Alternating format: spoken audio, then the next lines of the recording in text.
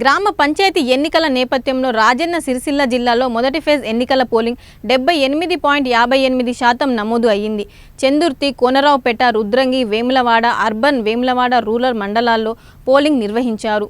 5 మండలాల్లో కలిపి మొత్తం 1,11,148 ఓట్లు ఉండగా 87,339 పోల్ అయ్యాయి.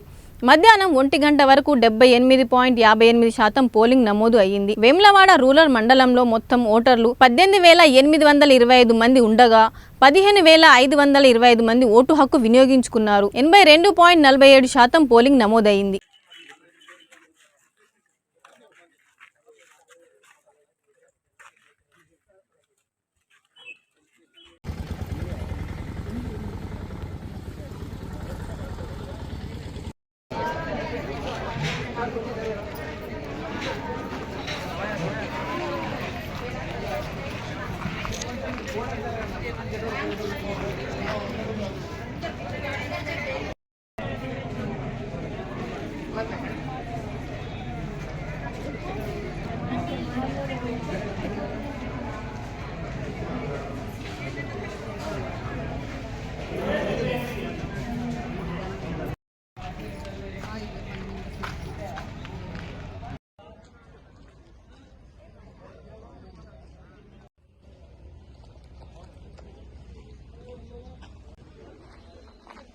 ఏమైనా వారం తర్వాత కనిపిస్తుంది.